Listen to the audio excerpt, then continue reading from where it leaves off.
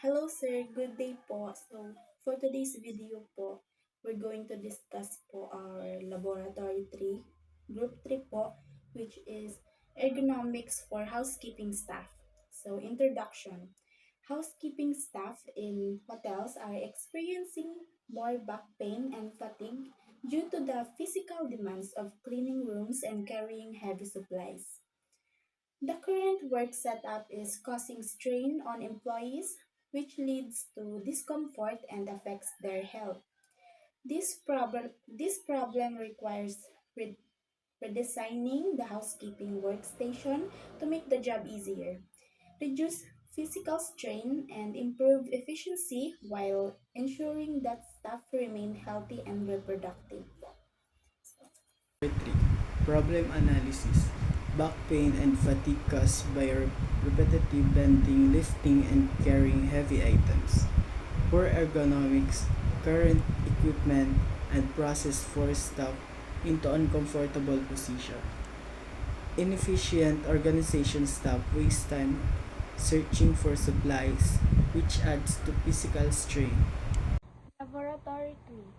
Problem solution. Number 1. Modifying housekeeping carts. Adjustable height carts reduce bending by allowing staff to work at waist height. Lightweight materials. Use lighter materials to make carts easier to push or pull. Number 2. Ergonomic training in equipment. Training of lifting techniques. Teach staff how to lift and move items correctly. Lightweight tools provide tools like lighter mops and vacuum to reduce strain. Anti-fatigue mats. Use mats in areas where staff stand for a long period to reduce joint pressure. Number 3. Organizing storage in supply rooms. Waist height shelves store supply at waist height to reduce bending. Label storage clearly label shelf in bins to make finding items quicker.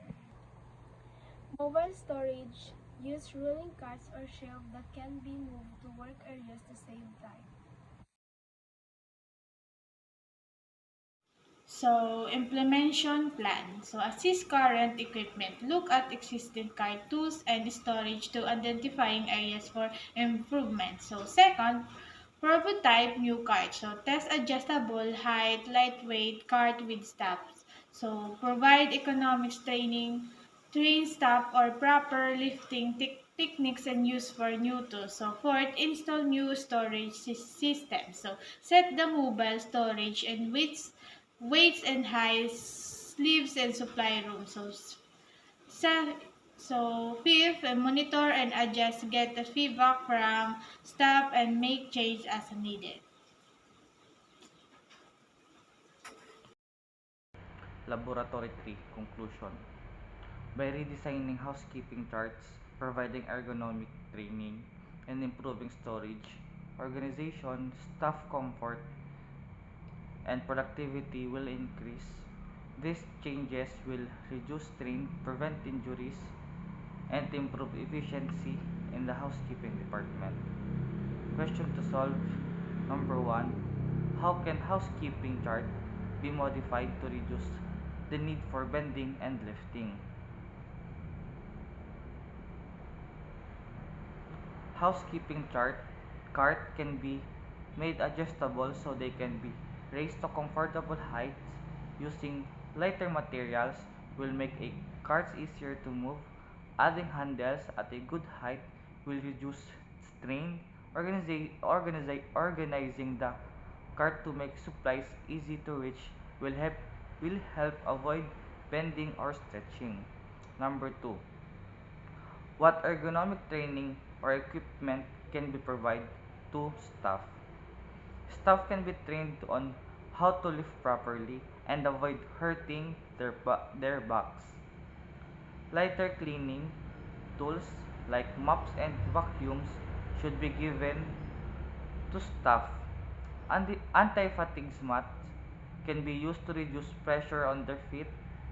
When standing, reaching tools can help staff clean without bending too much. Number 3. How can the storage and supply room be better organized to reduce the time and effort required to prepare for shifts. Supply rooms should have shelves at waist height or so staff don't have to bend down. Items should be labeled and grouped by type to make them easy to find. Mobile carts can bring supplies closer to the staff, saving time and effort.